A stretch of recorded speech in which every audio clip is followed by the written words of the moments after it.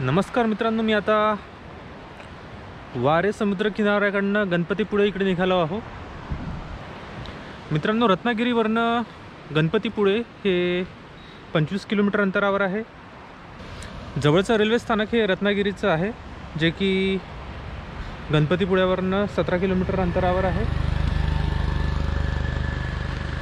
आणि तुम्हाला जर रत्नागिरीला यायचं असणार तर मुंबईवरनं रत्नागिरीचं अंतर सुमारे 351 किलोमीटर आहे आणि पुण्यावरनं 336 किलोमीटर आहे. तुमच्या सोयीप्रमाणे तुम्ही महाराष्ट्र शासनाच्या बसेसने किंवा प्रायव्हेट बसेसने सुद्धा येऊ शकता. तर रत्नागिरीमध्ये फिरायसाठी आणि जवळपासची पर्यटन स्थळे यांना भेट द्यायसाठी मी ही 2 व्हीलर घेतली आहे रेंटनी, आणि ही मला 500 रुपयामध्ये मिळाली 24 तासासाठी. रत्नागिरीमध्ये भरपूर सगळ्या दुचाकी किंवा 4 व्हीलर्स नेहमी नसतात, तर यासाठी तुम्हाला ऑनलाईन सर्च करावं लागतं.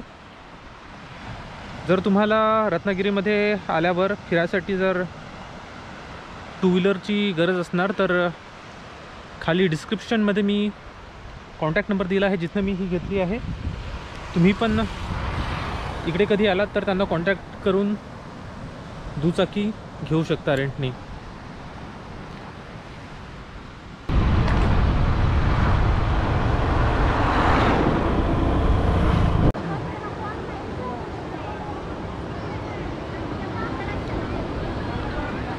भाविकांची जास्त गर्दी नसल्यामुळे अवघ्या 10 ते 15 मिनिटात श्री गणपतीचे दर्शन पूर्ण झाले.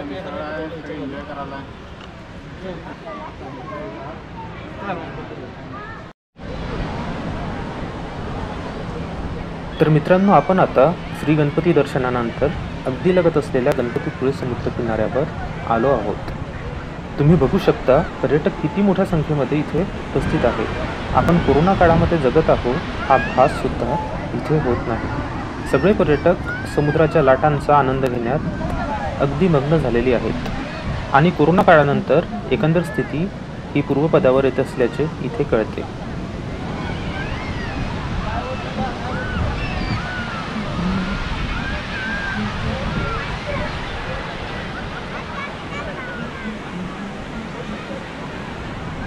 गणपतीपुळे समुद्रकिनारा हा भारतातील प्रसिद्ध समुद्रकिनाऱ्यांमध्ये एक आहे.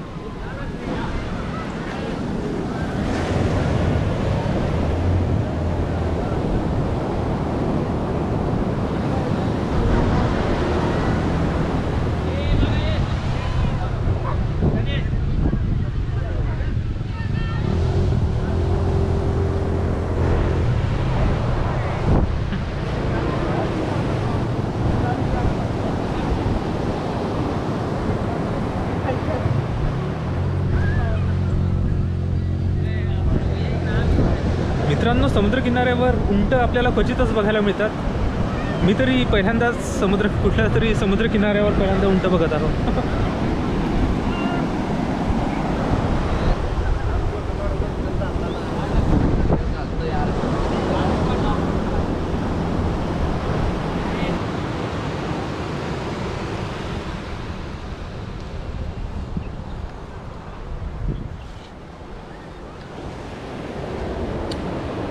तर मित्रांनो, मंदिराच्या गाभाऱ्यामध्ये व्हिडिओग्राफी आणि फोटोग्राफी करण्यास सक्षम नाही आहे, त्यामुळे आतमधलं मी तुम्हाला दाखवू शकत नाही. तर भारतामध्ये आणि अख्ख्या आशिया खंडामध्ये असंख्य असे गणपतीचे देवस्थान आहे, परंतु मित्रांनो, गणपतीपुळे याला विशेष स्थान प्राप्त झाले आहे. याचे कारण म्हणजे या मंदिरामध्ये आढळणारी श्री गणेशाची मूर्ती ही स्वयंभू मूर्ती आहे. स्वयंभू मूर्ती म्हणजे ही मूर्ती मानवनिर्मित नसून नैसर्गिकरित्या तयार झालेली मूर्ती आहे.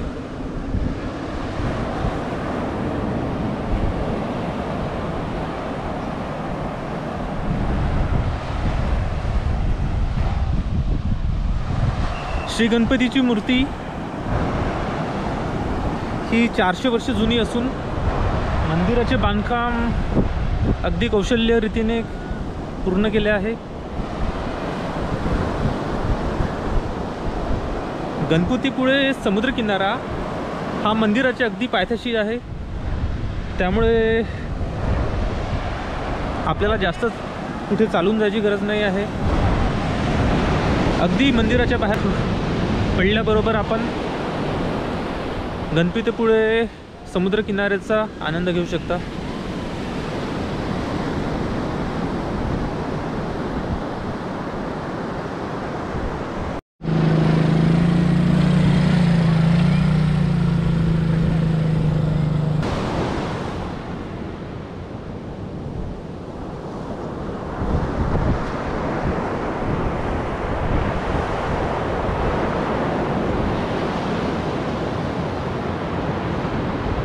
मित्रांनो, श्री गणपतीपुळे इथे भाविकांसाठी राहण्याची उत्तम सोय करण्यात आली आहे.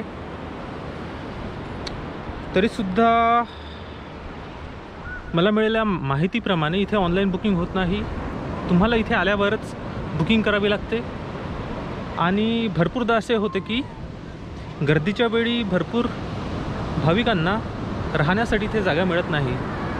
तर अशा वेळी भरपूर जणांची गैरसोय होते.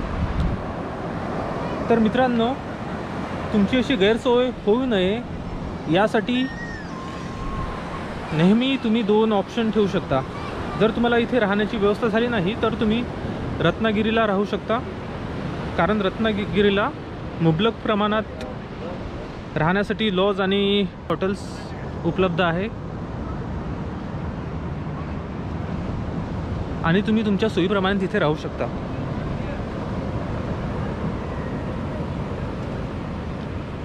रत्नागिरीवरनं गणपतीपुळेला यासाठी महाराष्ट्र प्रशासनाच्या बसेस उपलब्ध आहे. रत्नागिरी ते गणपतीपुळे हे अंतर 25 किलोमीटर आहे आणि मी पण महाराष्ट्र शासनाच्या बसनेच इथे आलो होतो. तर याची तिकीट 40 रुपये आहे. परंतु एक गोष्ट लक्षात ठेवण्यासारखी ही आहे की गणपतीपुळेवरनं रत्नागिरीला परत जायच्या वेळेस सायंकाळी 7:30 वाजताची ही शेवटची बस आहे. तर याची नोंद तुम्ही घ्यायला पाहिजे.